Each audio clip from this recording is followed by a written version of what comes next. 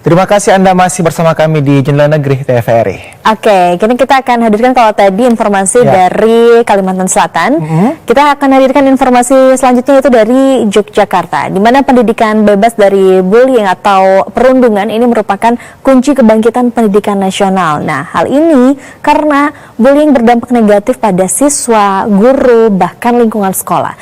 Di SMKN 3 Yogyakarta menginisiasi deklarasi damai dan juga gerakan berbicara tanpa kata-kata kasar dalam Peace Day 2025. Nah, kegiatan ini juga diselenggarakan untuk memberantas tingginya bullying di kalangan pelajar. Untuk mengetahui informasi selengkapnya, kita telah terhubung bersama reporter TVRI Norma Novika langsung dari Daerah Istimewa Yogyakarta. Selamat pagi, Norma. Ya, selamat pagi. Saudara pelajar Sekolah Menengah Ketiga Yogyakarta menandatangani deklarasi sekolah damai dan gerakan berbicara tanpa kata-kata kasar usai mereka melakukan senam massal damai di lapangan sekolah setempat. Kegiatan ini menjadi proyek percontohan nasional dalam pengembangan budaya damai di lingkungan pendidikan kejuruan.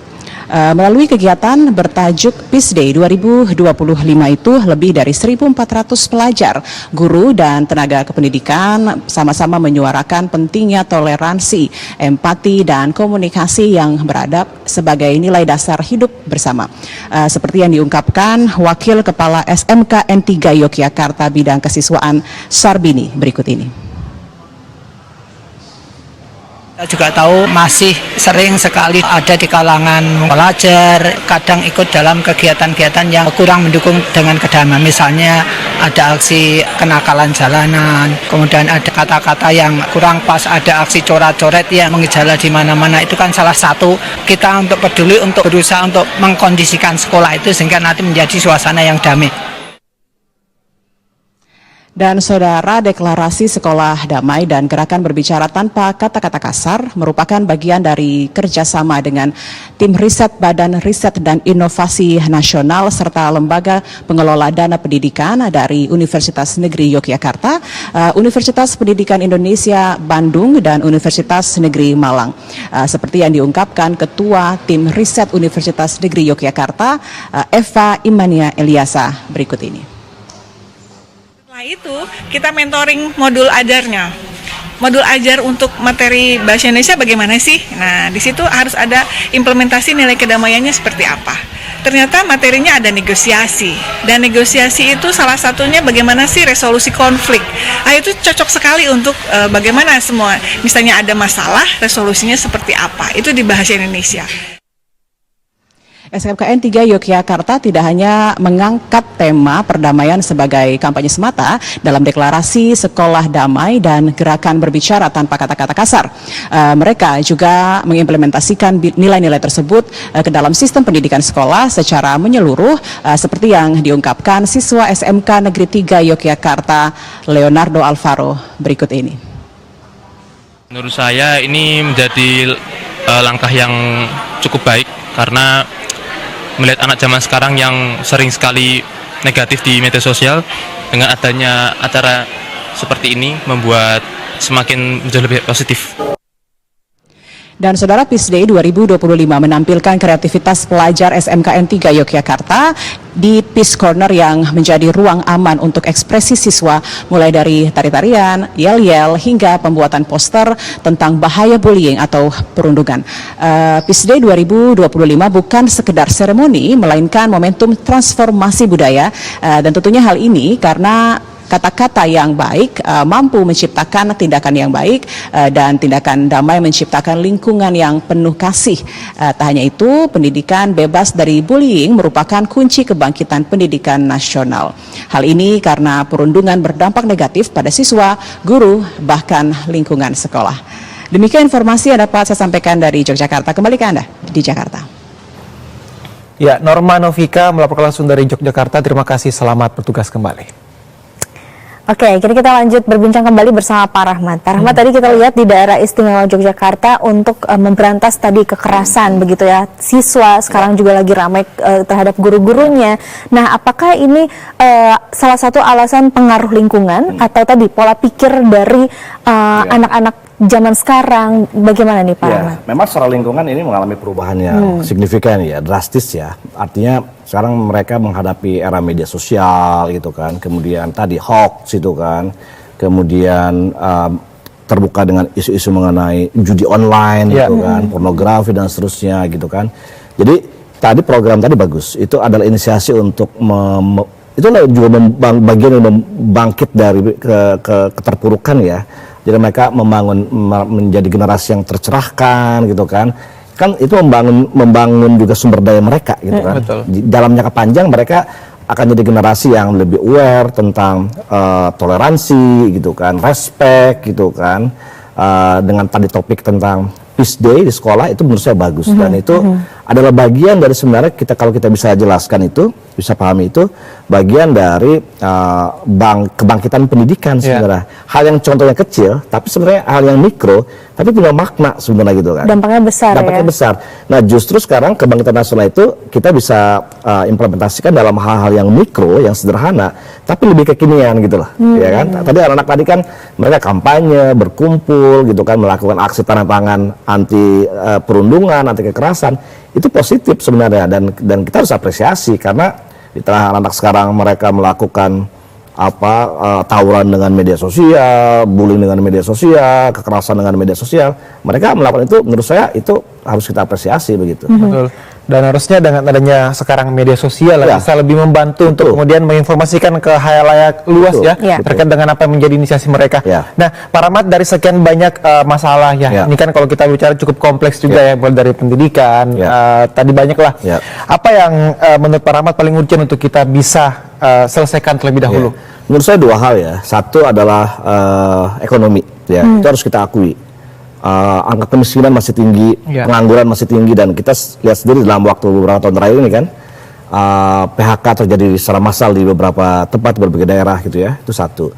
Kedua, pendidikan ya. Pendidikan itu tadi saya sampaikan infrastruktur pendidikan ditingkatkan gitu kan.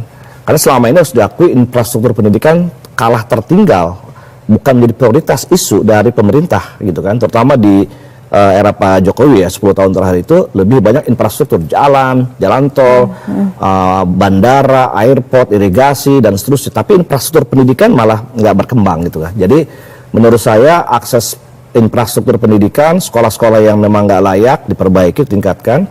Karena itu bagian investasi. Itu investasi sosial sumber daya yang sangat panjang, sangat proyektif ke depan dibandingkan dengan investasi secara ekonomi gitu kan. Karena efeknya akan dirasakan 10-20 tahun mendatang kalau sekolahnya bagus gitu kan, kalau pekerjaan memang tersedia lapangan pekerjaan. Jadi menurut saya satu aspek ekonomi, kedua aspek pendidikan. Itu adalah investasi jangka panjang untuk menuju Indonesia Emas 2045 nanti.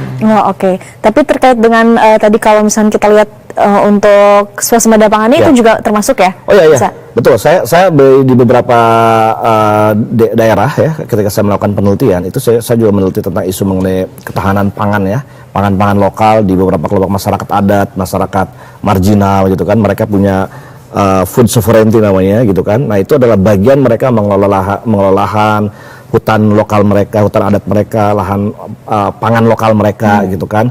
Memang mereka mikro, tapi menurut saya kalau itu dikelola dengan baik dan ada program dari pemerintah, kedaulatan pangan itu bagian juga dari kebangkitan nasional gitu kan. Karena kita adalah negara agraris dan nggak tergantung misalnya mengimpor beras dari negara-negara tetangga misalnya gitu kan. Karena dalam jangka panjang kita lebih mandiri tadi ya, kemandirian dalam hal pangan menurut saya itu. Kalau kita masih membahas terkait dengan kemandirian tadi kalau dari kacamata Pak Rahmat, apa yang menjadi tantangan kemandirian sosial khususnya dan bagaimana solusinya untuk kita bisa mencapai target tadi Indonesia Emas 2045? Ketahanan kemandirian secara sosial menurut saya tadi kan seperti yang disampaikan di data Litbang Kompas itu kita tergantung secara dominan ke produk-produk luar negeri ya, teknologi, kemudian IT gitu kan, termasuk pangan ya.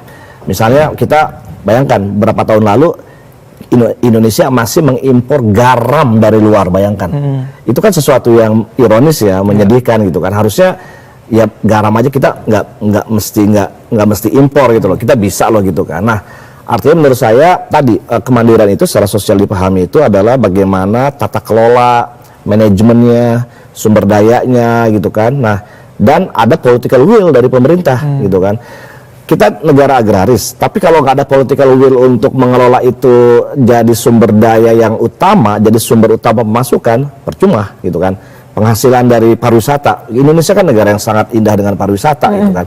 Bisa nggak pariwisata itu menjadi leading sektor, menjadi sumber pemasukan buat negara? Nah, tinggal kan pengelolaannya. Jadi kembali ke apa? Ke manajemennya, kembali ke pengelolaannya dan tata kelolanya tuh, dan termasuk SDM-nya juga ya. Oke, Pak Rahmat, ini kalau kita bicara tentang generasi muda di Hari Kebangkitan Nasional atau semangat kebangkitan nasional ini, apakah generasi muda saat ini cukup memiliki daya saing ataukah semangat kebangkitan dengan generasi-generasi sebelumnya? Nah, ini menjadi problem ya. Ini menjadi problem karena termasuk di data Kompas itu, Litbang Kompas itu.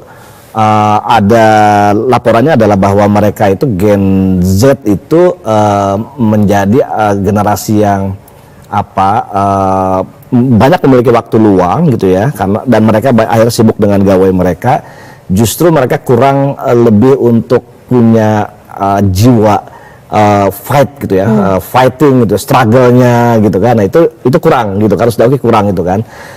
Karena mereka udah merasa nyaman dengan dunia mereka gitu kan, karena mereka udah merasa berada di comfort zone misalnya gitu kan, karena mereka sudah semua tersedia instan gitu kan. Itu yang membuat mereka itu memiliki perbedaan dalam hal daya juang. Itu harus diakui memang ada gitu kan, daya juangnya, karena mereka merasa bahwa sekarang semua ada di gawai gitu kan, mau entertainment, mau pendidikan, mau film, apa semua digawai. Jadi nggak perlu apapun, effortnya mereka nggak lebih gitu kan. Tinggal scroll ya. Iya, gitu kan. Jadi kan beda dengan zaman-zaman generasi sebelumnya kan. Effortnya beda, mau kemana. Sekarang orang anak-anak Gen Z pesan semua makan tinggal di makanan gitu kan, mau apa semua. Dulu kan zaman generasi sebelumnya ya kalau mau makan mesti keluar, mau sosialisasi. Ada effort dulu lah ya Pak. Effortnya lebih gitu. Sekarang effortnya itu nggak ada gitu loh. Semua ada di situ gitu kan. Meeting pun bisa lewat handphone ya. Nah, itu yang menurut saya akhirnya dari segi sosial itu ruang interaksinya nggak ada gitu kan. Kemudian mereka yang sering disebut sebagai antisosial gitu kan, karena mereka nggak punya kesempatan untuk bersosialisasi, ngobrol gitu kan, curhat, berekspresi. Nah, makanya sekarang Akbar sama Andin itu problem dari generasi Z itu salah satunya adalah mereka nggak punya ruang orang untuk didengarkan curhat mereka. Dan sampai ada, saya pernah diundang oleh KPAI, cerita anak-anak satu orang itu cerita ada aplikasi mesin. Iya, mereka curhatnya ke situ ya Pak. Mereka curhat ke situ, bayar 1 jam bayar 50.000 kalau nggak salah. Hanya untuk didengarkan curhat mereka. Untuk ngobrol gitu ya? Ngobrol kayak mesin aja, kayak mesin kayak robot gitu, didengarkan gitu kan. Hanya untuk cari teman bercerita gitu kan. Karena orang tuanya sibuk bekerja, yang kelas menengah ke atas ya. Yang menengah ke bawah mungkin ya ada yang kondisi yang divorce lah, ada yang kondisi yang dititipin ke neneknya lah gitu kan. Nah itu mereka cuma perlu untuk didengarkan, ruang untuk curhat mereka, curcol mereka tentang kehidupan mereka, tentang asmara mereka gitu. Karena ini kan tantangan ya buat anak-anak Gen Z itu gitu. Dan miris juga ya, karena curhat bahkan membutuhkan AI juga. Iya, betul gitu. Pak Rahmat, ini terakhir nih, apa harapan tentunya juga dari pandangan Pak Rahmat sendiri sebagai pengamat sosial untuk masyarakat Indonesia dalam menyambut era baru kebangkitan dan kemandirian? Ya, pertama menurut saya di 117 tahun Harkitnas hari ini, memang ini adalah tantangan buat seluruh warga negara Indonesia untuk mencoba satu merefleksikan apa sih yang memang kita belum bisa bangkit ya. Tadi yang sudah saya sampaikan di ekonomi, pendidikan gitu kan, korupsi juga, krisis moral, itu satu. Kedua adalah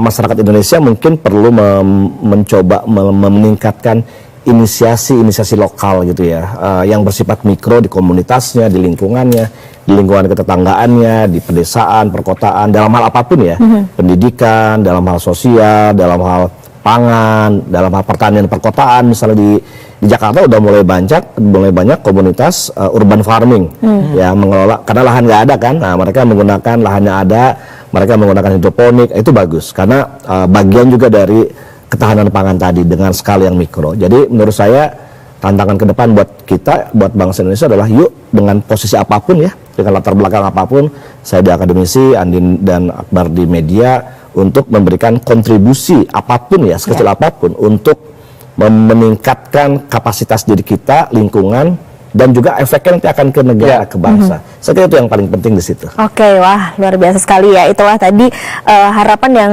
tentunya kita juga harus saling berkolaborasi begitu ya. Oke, Pak Rahmat Hidayat PhD selaku pengamat sosial UNJ, terima kasih Pak sudah hadir bersama kami pagi hari ini. Tentunya salam sehat terus, sukses selalu. Terima kasih. Oke, pemirsa, informasi menarik lainnya akan kami hadirkan usai jeda berikut ini. Tetaplah bersama kami di Jendela Negeri.